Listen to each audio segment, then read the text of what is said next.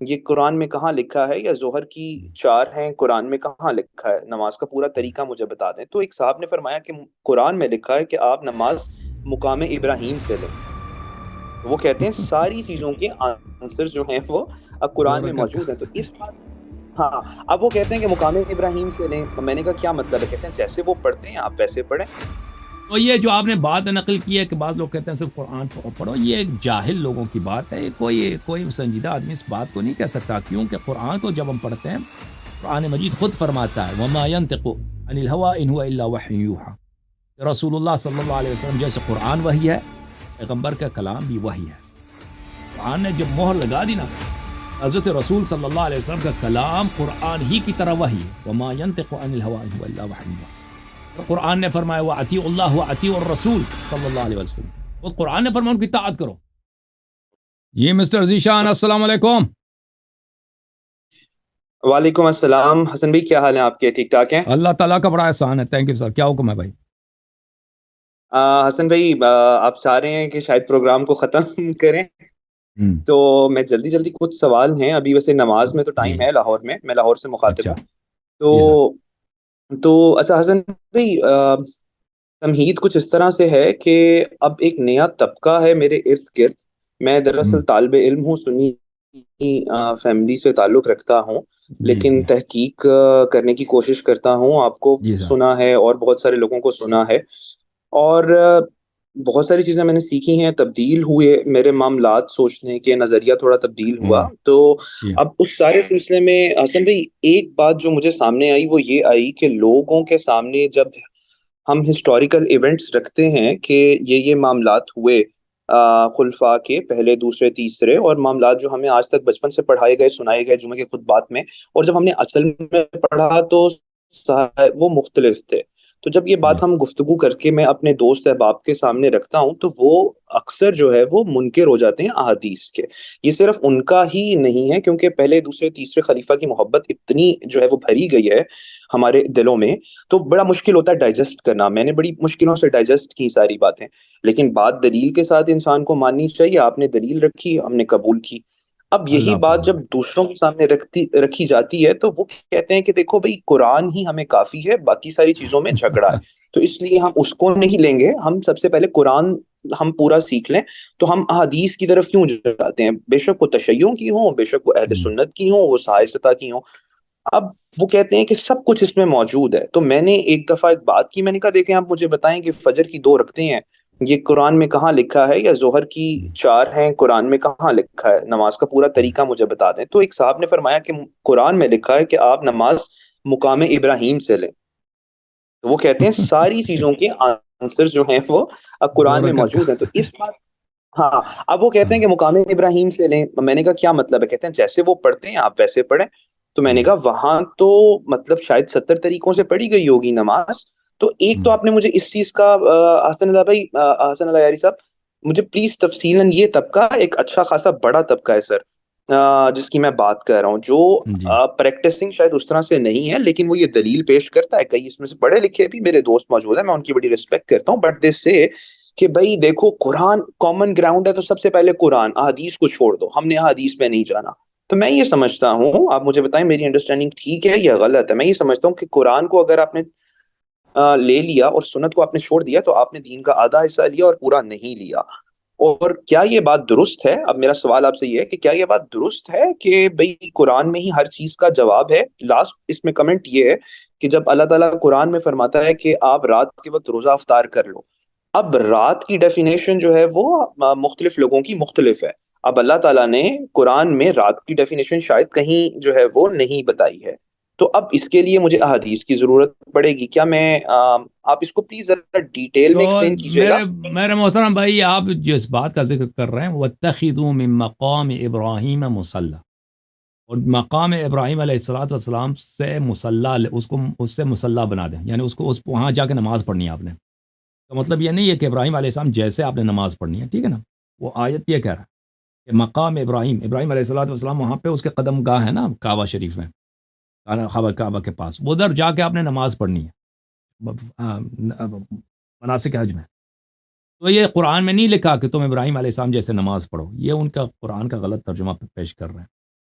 اچھا مقام ابراہیم کا مطلب یہ ہے، اور پھر مقام ابراہیم میں کوئی نہیں ہے کہ بھائی وہ کوئی ابراہیم علیہ السلام کیسے نماز پڑھتے تھے، یہ قرآن میں کہیں نہیں مذکور۔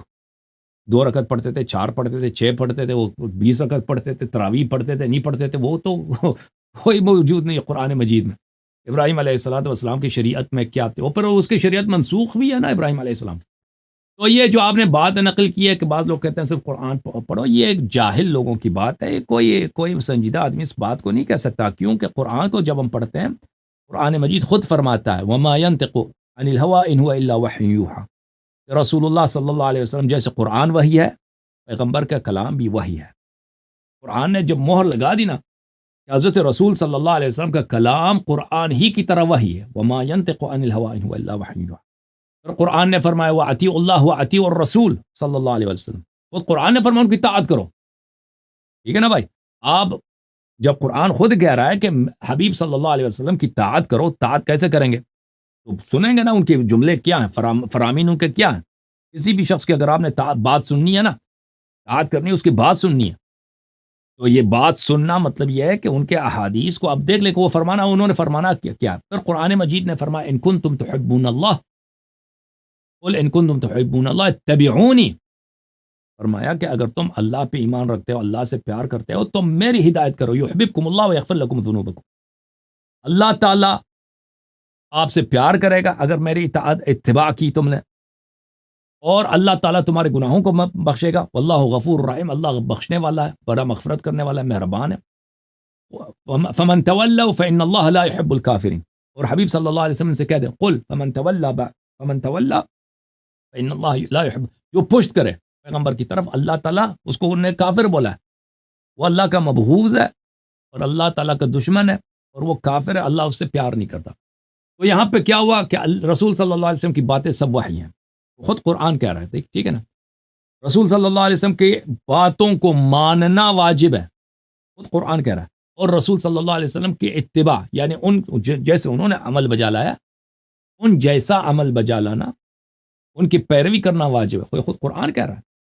تو اس کے قرآن نے خود ہمارے جو شخص قرآن کو مانتا ہے، قرآن نے خود ہمارے گردن پہ کیا ڈالا ہے، ایک توق ڈالا ہے غلامی کی۔ اس کی غلامی حضرت سرور کائنات صلی اللہ علیہ وسلم۔ اگر ہم قرآن کو اگر مانیں نا، قرآن ببانگ دہل، اس سے واضح الفاظ میں کیا کہہ دیں کہ تمہیں بات ماننا ہے، تسلیم ہونا ہے، اور تم نے اتباع کرنا ہے کس کی؟ حضرت سرور کائنات صلی اللہ علیہ وسلم کی۔ اوکے میرے بھائی؟ جی سر۔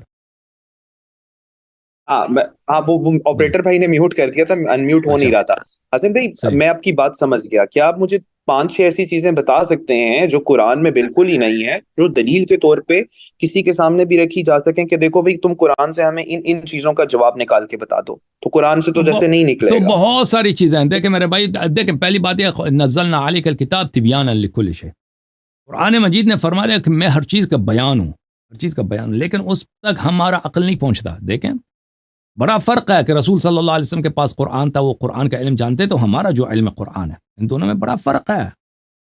اہل بیت طاہرین علیہ السلام کی احادیث ہیں کہ قرآن میں ہر چیز کا بیان ہے، لیکن لوگوں کا عقل اس تک نہیں پہنچتی۔ یہ قرآن میں مستور ہے، قرآن کے بطون میں ہے، قرآن کے اسرار میں ہے۔ جو ظاہر قرآن میں ہم پڑھتے ہیں نا، اس میں تو بہت ساری چیزوں کا بیان تو نہیں ہے۔ مثلا جیسے آپ نے مثال دی، قرآن اتنا فرما رہا ہے کہ نماز پڑھو، نماز پڑھو، نماز پڑھو، ٹھیک ہے نا، بار بار نماز۔ اب نماز کا طریقہ ہے ہی نہیں، نماز آپ نے کس طرح سے پڑھنا ہے وہ اس کا طریقہ کار نہیں ہے قرآن مجید میں۔ نماز 2 رکعت پڑھنی ہے، 4 رکعت۔ قرآن فرماتا ہے کہ زکوٰۃ دو، زکوٰۃ دو، زکوٰۃ دو۔ زکوٰۃ دینے کا طریقہ، زکوٰۃ کا نصاب کیا ہے، ان چیزوں پہ زکوٰۃ دینا ہے۔ اگر آپ کے پاس اونٹ ہے، کتنے اونٹ ہوں گے تو زکوٰۃ دیں گے، کشمش ہے کتنا، اس کا نصاب کیا ہے، گندم کتنے، فصل کتنی پیداوار ہو تو کتنا زکوٰۃ، نہیں ہے قرآن میں۔ یہ تو واضح بات ہے، زکوٰۃ کس طرح دیں گے؟ اچھا قرآن مجید میں فرمایا کہ روزہ رکھنا، آپ نے سیام رکھنا، سیام کے اب تفصیل وہاں پہ قرآن میں نہیں ہے، بولا ہے کہ تم روزہ رکھو نا، روزہ تو بولا ہے کہ رکھو، یا ایھا الذین آمنوا کتب علیکم الصیام کما کتب علی الذین من قبلکم۔ اب روزے کے احکام کیا ہیں، مستحبات کیا ہیں، روزہ ہم نے روزہ کس طرح سے رکھنا ہے، وہ قرآن مجید میں روزہ کن چیزیں روزہ کو باطل کر دیتی ہیں وہ نہیں ہے، ٹھیک ہے نا۔ اسی طرح بہت ساری چیزیں قرآن مجید میں نہیں ہیں۔ اوکے میرے بھائی، اللہ آپ کو جزائے خیر دے۔ ٹھیک ہے حسن بھی، میرے سوالات اور بھی ہیں، مطلب تھینک یو سر، اللہ آپ کو عزت دے، تھینک یو، تک گئے ہیں۔ اوکے میرے بھائی, اللہ آپ کو عزت دے. ہاں 6 گھنٹے, ٹھیک ہے 6.5 گھنٹے ہو گئے, 6 گھنٹے سے بیٹھا ہوں. بہت مہربانی ذیشان بھائی, اللہ آپ کو جزائے خیر دے, اللہ سب کو عزت دے میرے بھائی. اب کافی ہو گیا بھائی. اب جو ہے نا نیکسٹ پروگرام میں جن لوگوں کو باری نہیں ملا, نیکسٹ پروگرام میں اللہم صلی علی محمد وآل محمد اللہم کن لولیک الحجۃ ابن الحسن صلواتک علیہ. یہ میرے بھائی مجھے نہیں لگتا یہ بزرگ آدمی ہیں بھائی. ہمارے محمد اکمل بھائی بہت دیر سے منتظر ہیں, مجھے شرم آتا ہے میں ان کو نہ لوں.